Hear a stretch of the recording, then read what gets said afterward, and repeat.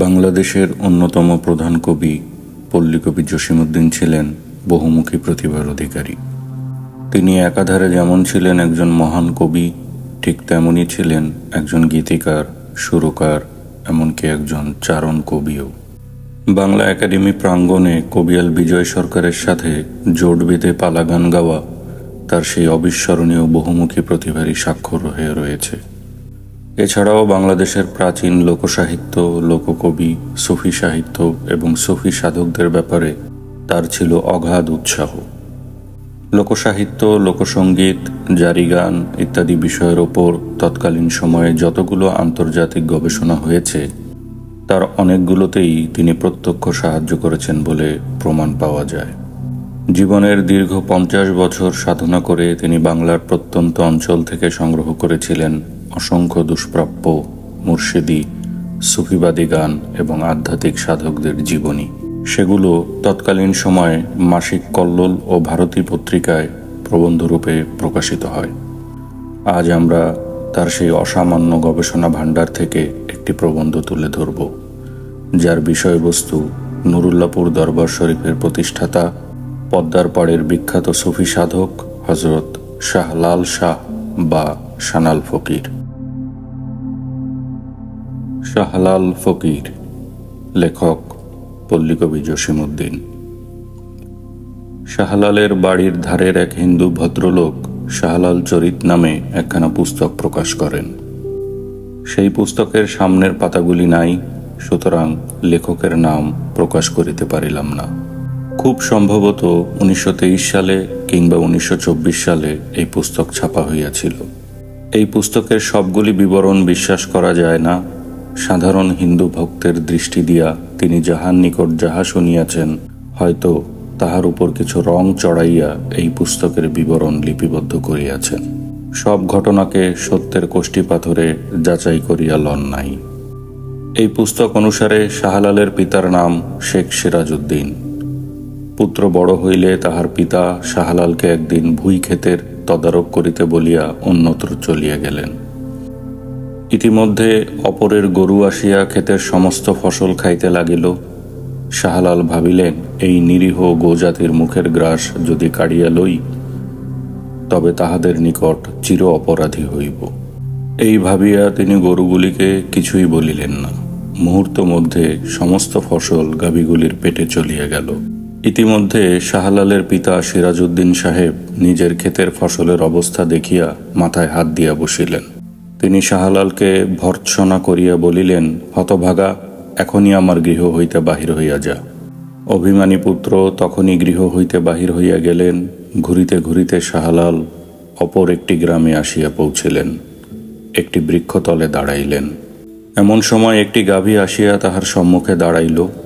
গাভীর মালিক গাভীটিকে নিজের গৃহে লইয়া যাইতে চাহেন, কিন্তু গাভী এক পদও অগ্রসর হয় না। নিরুপায় হইয়া গৃহস্থ শাহলালের সাহায্য চাহিলেন। শাহলাল গাভীর রজ্জু ধরিয়া টানিবা মাত্র গাভী চলিতে লাগিল। গৃহস্থ গাভী ও শাহলালকে সঙ্গে লইয়া গৃহে আসিলেন। এই গৃহস্থের নাম দাগু সিদ্ধাই। শাহলাল চরিতের লেখক তাহাকে দাগুরাম সিদ্ধাই নাম দিয়া হিন্দু বলিয়া পরিচয় করাইয়াছেন, কিন্তু আমরা অন্যত্র শুনিয়াছি দাগু সিদ্ধাই জাতিতে মুসলমান ছিলেন। তাহার বংশধরেরা এখনও জীবিত আছেন, তাহারাও মুসলমান। পূর্বকালে বহু মুসলমানের বাংলা নাম প্রচলিত ছিল। এইখানে থাকিয়া শাহলালের ধর্মজীবন আরম্ভ হইল। দাগু সিদ্ধাই একজন ভাবুক লোক ছিলেন। সারিন্দা বাজাইয়া ভাবগান করিতেন। সম্ভবত তাহার নিকট হইতে শাহলাল গুরু পরম্পরায় প্রাপ্ত এদেশের শাশ্বতকালের ভাববস্তুর উত্তরাধিকারী হন। শাহলাল চরিত লেখকের বর্ণনা অনুসারে দাগু সিদ্ধাইয়ের নিকট হইতে শাহলাল মাসিক যাহা বেতন পাইতেন তাহা দরিদ্র পিতাকে পাঠাইয়া দিতেন। কিছুদিন পরে পিতা শাহলালের বিবাহের আয়োজন করিতে লাগিলেন। খোদার উপাসনায় জীবন কাটাইবেন, এই আদর্শ অন্তরে পোষণ করিয়া শাহলাল বিবাহে অমত প্রকাশ করেন। কিন্তু পিতামাতার নানা অনুরোধ উপরোধে শাহলাল বিবাহে রাজি হইলেন। কাজী কান্দা নিবাসী শেখ রহিমউদ্দিন কাজীর কন্যা মেহরুন নিসা বিবির সঙ্গে তাহার শুভ বিবাহ কার্য সম্পন্ন হইল। শাহলাল চরিতের লেখকের মতে মেহরুন্নেসা বিবি শাহলালের ধর্মকার্যে সঙ্গিনী ছিলেন। সাধারণ বাঙালি মেয়ের মতো তিনি অত্যন্ত পতিপরায়ণা ছিলেন। তবু শাহলাল এই মায়াপাশ ছিন্ন করিয়া ধর্মগুরু দাগসিদ্ধায়ের গৃহে যাইয়া বাস করিতে লাগিলেন। তখনকার দিনে দাগসিদ্ধায়ের ধর্মজীবনের খ্যাতি দূর দূরান্তে ছড়াইয়া পড়িয়াছে। প্রতিদিন বহু লোক আসিয়া তাহার নিকট ধর্মকথা শ্রবণ করিতেন। দাগসিদ্ধায়ের বাড়িতে বছরে বছরে মাঘী পূর্ণিমার দিনে এক বিরাট মেলা বসিত। এই সময় তিনি ধামাইল উৎসব পালন করিতেন। এই ধামাইলের বিষয়ে আমরা পরে বিস্তৃত আলোচনা করিব। বহুকাল গুরুগৃহে থাকিয়া শাহলাল গুরুর নিকট দীক্ষামন্ত্র চাহিলেন। গুরু তাহা কিছুতেই দিতে চাহিলেন না। তখন শাহলাল গুরুপত্নীর শরণাপন্ন হইলেন।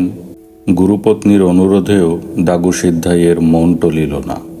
তখন শাহলাল ভাবিতে লাগিলেন, যদি জীবনে সত্যের সন্ধান না পাইলাম তবে বাঁচিয়া থাকিয়া কি লাভ হইবে। ইহা ভাবিয়া শাহলাল গলায় দড়ি বাঁধিয়া আত্মহত্যা করিতে গেলেন।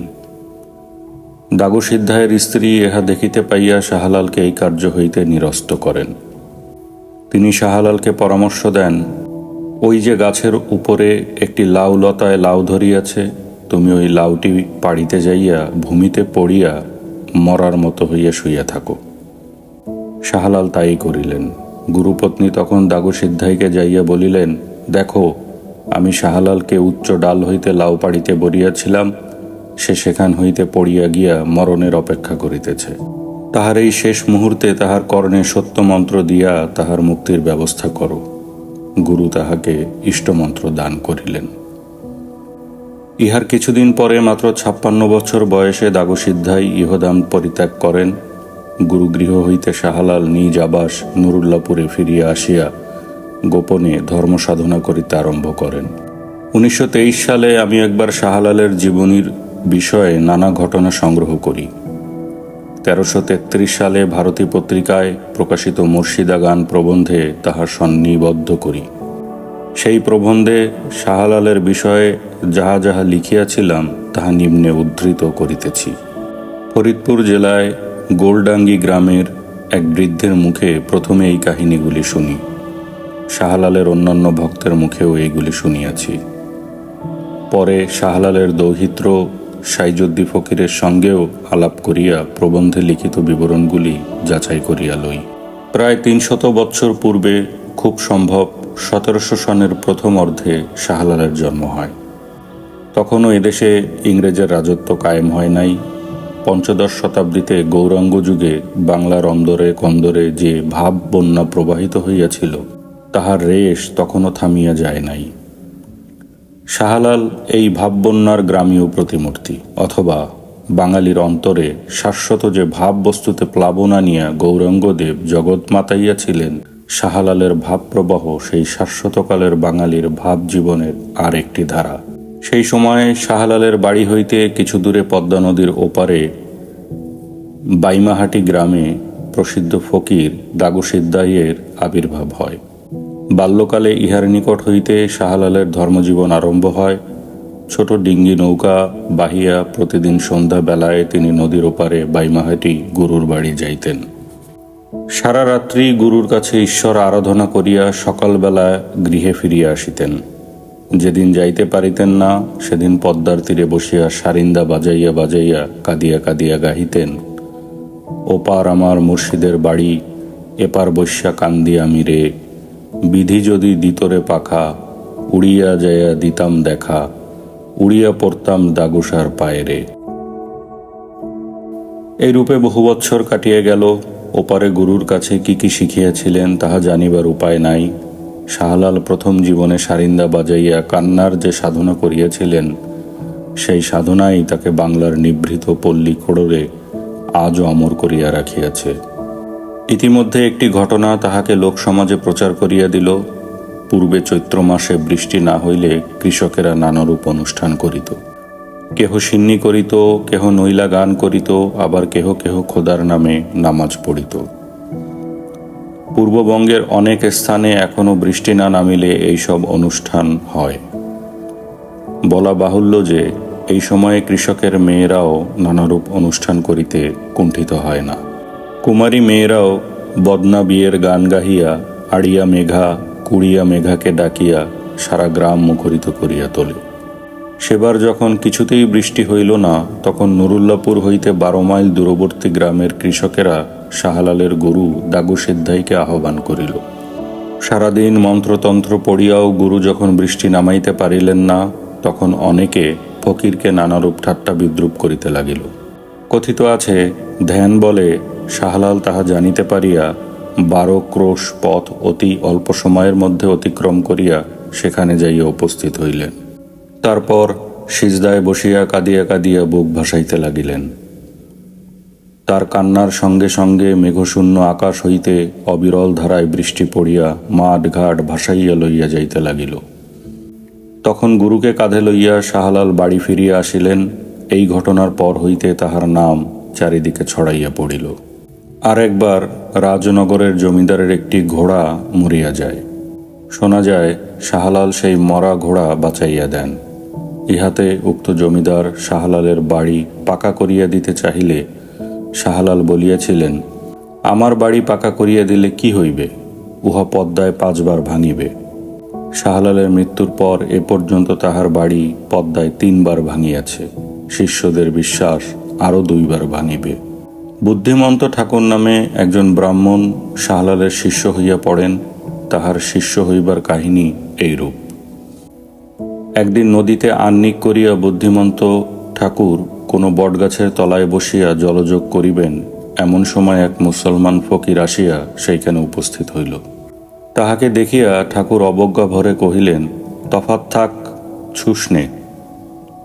ইহাতে ফকির মৃদুভাবে কহিলেন, বাবা, কে মুসলমান, কে হিন্দু, সবাই তো সেই একজনেরই সৃষ্টি।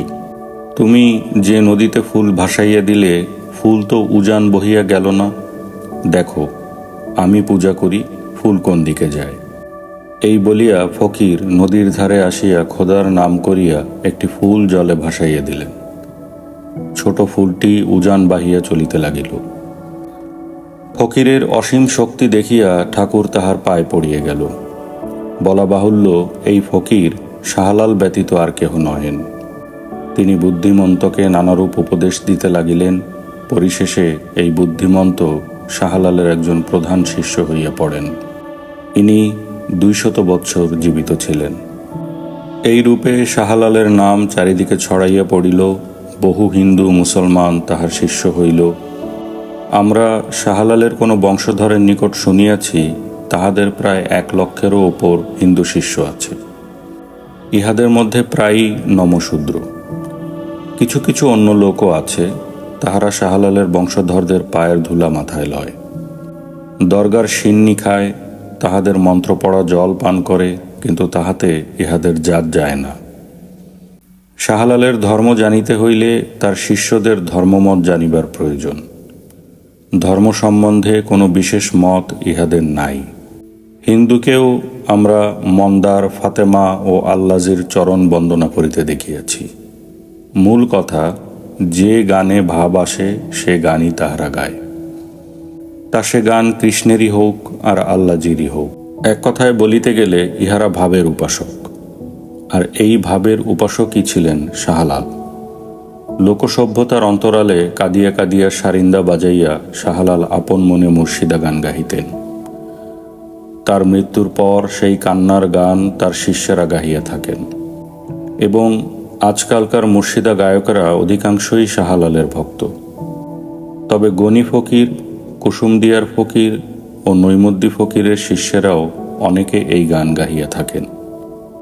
ফরিদপুর জেলার ওড়াকান্দির হরি ঠাকুরের মেলায় ও পাবনা জেলার চিতইলার শম্ভুচান ঠাকুরের মেলায়ও মুর্শিদা গান হইয়া থাকে। ঢাকা, ফরিদপুর ও বরিশাল জেলার কৃষকদের মধ্যেই এই গান আজ বিশেষভাবে প্রচলিত। এই গান গাওয়ার প্রধান যন্ত্র সারিন্দা। লম্বা চুলওয়ালা ফকিরেরা সারিন্দা বাজাইয়া এই গান গাহিয়া থাকে। শাহলাল পীরের বংশধরেরা এইভাবে শিষ্যদিগকে মুরিদ করিয়া থাকেন। শিষ্য অজু করিয়া সাফ সাফাই মতো পীর সাহেবের সামনে আসিয়া বসে। পাশে 1 গ্লাস পানি ও কিছু চাউল রাখা হয়। পীর সাহেব কিছু চাউল লইয়া মুখে দেন এবং গ্লাস হইতে পানি পান করেন। তারপর কিছু চাউল শিষ্যের হাতে দিয়া তাহাকে গ্লাসের সেই অবশিষ্ট পানি চাউল সহ পান করিতে আদেশ করেন। শিষ্য তাহা করিলে গুরু বলেন, আমি যাহা বলি সেরূপ বলো। আল্লাহ, মওলা, সালেক, নিরঞ্জন, দয়া করো, মুর্শিদ ধন। শিষ্য তাহাই বলে। অসুখ বিসুখ হইলে গুরু রোগীদিগকে আদা, নুন ও জোয়ান মন্ত্রপুত করিয়া খাইতে দেন। ইহাতে অধিকাংশ রোগী আরোগ্য লাভ করে। শাহলালের আবির্ভাবকালে গ্রামদেশে ডাক্তার বৈদ্যের তেমন অস্তিত্ব ছিল না। আদা, নুন ও জোয়ান বাটা খাইয়া বহু রোগ প্রশমিত হইত, সে বিষয়ে কোনো সন্দেহ নাই। আর বহু রোগ বিশ্বাসের জন্যই নিরাময় হইত।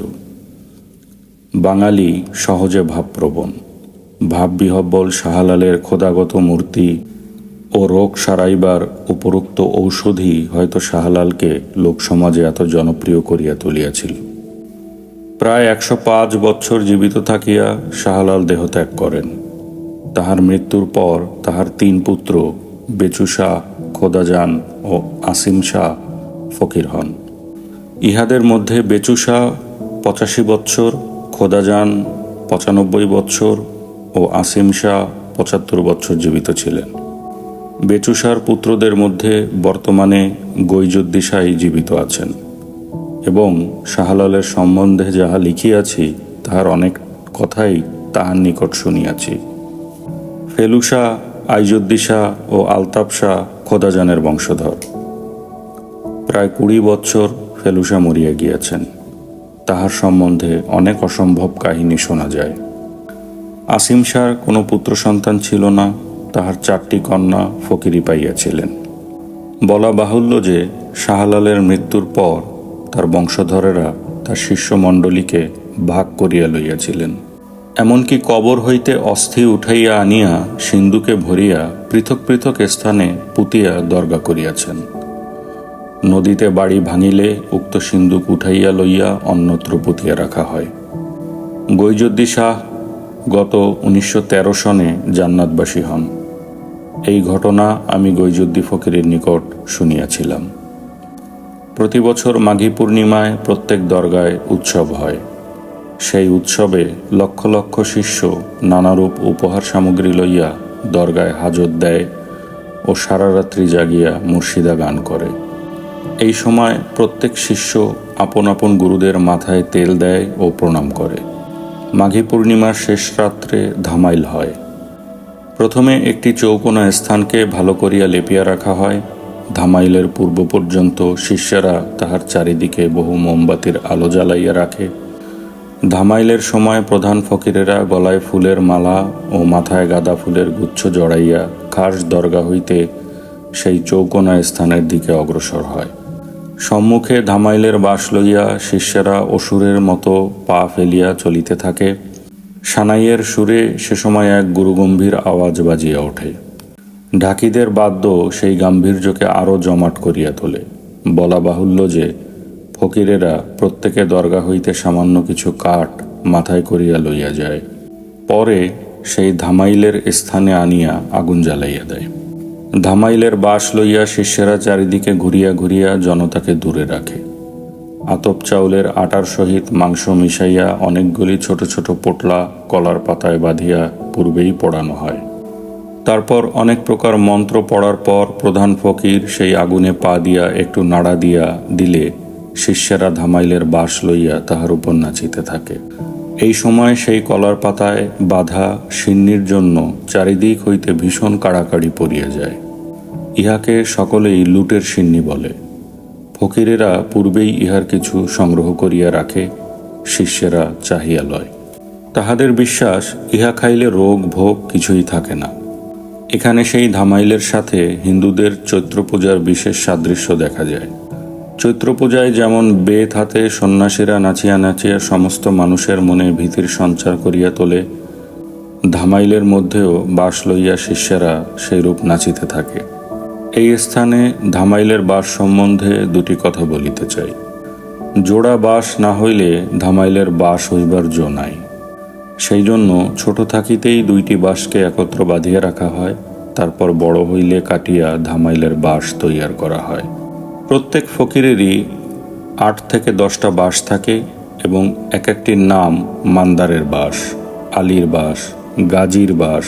ইহার মধ্যে মান্দারের বাঁশ সবার চেয়ে বড়। উৎসবের 15-16 দিন পূর্ব হইতেই শিষ্যেরা এই বাঁশ লইয়া নাচিয়া নাচিয়া বাড়ি বাড়ি ঘুরিয়া চাউল, তরকারি, পয়সা কড়ি ইত্যাদি সংগ্রহ করিয়া আনে। এই সময় তাহারা বাঁশগুলিকে কখনো মাটিতে ছোঁয় না।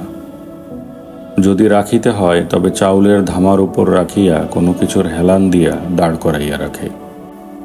ধামাইল সারা হইলে শিষ্যেরা আর 2-1 দিন থাকিয়া যে যার বাড়ি চলিয়া যায়। শাহলালের বাড়ি যে ধামাইল হয় তাহাতে সোয়াশের তেঁতুলের চলার বেশি পোড়ানো হয় না, কিন্তু আমরা কোনো কোনো স্থানে দেখিয়াছি বুক সমান আগুনের উপর ফকিরেরা বাঁশ লইয়া নাচে। 2-1খানা আগুন আমরা হাতে করিয়াও দেখিয়াছি, তাহাতে হাত পুড়ে নাই। শাহলাল বহুদিন হয় মরিয়া গিয়াছেন, কিন্তু তাহার ভক্তেরা এখনও তাহাকে ভুলিতে পারে নাই। শাহলালের শিষ্য হইয়া তাহাদের লাঞ্ছনার সীমা নাই। মুসলমান মৌলবীরা তাহাদের একঘরে করিয়াছে, তাহাদের জট কাটিয়া দিয়াছে, সারিন্দা ভাঙিয়া দিয়াছে, তবুও তাহারা শাহলালকে ছাড়ে নাই। বুক ফাটা কান্নায় তাহারা গাহিয়াছে, তোর বাজারে আইসারে আমার গেল জাতি কুলরে। এই জাতি দিয়া কুল দিয়া তাহারা শাহলালের অশ্রুজলের সাধনা করিয়াছে। তাহারা কত রকমেই না শাহলালকে তালাশ করিয়াছে। অন্তরের দরদের সারিন্দা বাজিয়া বাজিয়া তাহাদিগকে সমাজের বাহির করিয়া সেই চিরবাঞ্ছিতের সন্ধানে প্রবৃত্ত করিয়াছে। চল যাই রে আমার শালালের তালাশেরে মন, চল যাই রে। পথে হালুয়া ভাইকেও দেখিয়া গলা জড়াইয়া ধরিয়া গাহিয়াছে, হালবাও হালুয়া বাইরে হাতে সোনার নড়ি, এই পথ দিয়ানি দেখসাও যাইতে রে আমার সানাল চান ব্যাপারী রে। হাতে সোনার ডুড়ি জালুয়া ভাইকে দেখিয়া এই একই গান তাহারা গাহিয়াছে। তাহারা উত্তর দিয়াছে, দেইখাসি দেইখাসি আমার সানাল চান ব্যাপারী, ও তার হাতে আসা বগলে কোরআন, গলায় ফুলের মালারে। কি জাদুই শাহলাল জানিতেন, যার বলে কঠোর সমাজ শাসন উপেক্ষা করিয়া লক্ষ লক্ষ হিন্দু মুসলমান আজ শাহলালের নাম লইয়া আপনাদের ভক্তি অর্ঘ্য নিবেদন করিতেছে। এ ভক্তি দেবতায় নহে, ভগবানে নহে, কিংবা সম্মানিত কোনো বিদ্বানের জন্যও নহে। শহর হইতে অনেক দূরে মূর্খ বাঙাল এক বাউল কবির জন্য, যার সম্বলের ভিতর ছিল এক চোখের জল আর কয়েকটি মুর্শিদা গান। হয়তো শাহলালের জীবনের অনেক মাহাত্ম্য ছিল, হয়তো অনেক অশ্রুজলের ইতিহাস তিনি লিখিয়া গিয়াছেন নিজের জীবনটি দিয়া। সেসব না জানা আমাদের নিতান্ত দুর্ভাগ্য। তার ভিতর দিয়া আমরা এমন একজন মহাপুরুষের দেখা পাই, যিনি গড়িয়া উঠিয়াছেন আমাদেরই দেশের মূর্খ গেয় কৃষকের সুখ দুঃখের সমব্যথী হইয়া, তাহাদের সহজ সুন্দর কবিত্বের কনকাসনে। তাহার জীবনের সমস্ত খুঁটিনাটি ঘটনাগুলিকে যবনিকার অন্তরালে রাখিয়া বাংলার পল্লী জীবনের যে এক বিরহী হৃদয়ের ছবি তিনি আঁকিয়াছেন, তাহার মুর্শিদা গানে তাহা চিরদিন থাকিয়া যাইবে।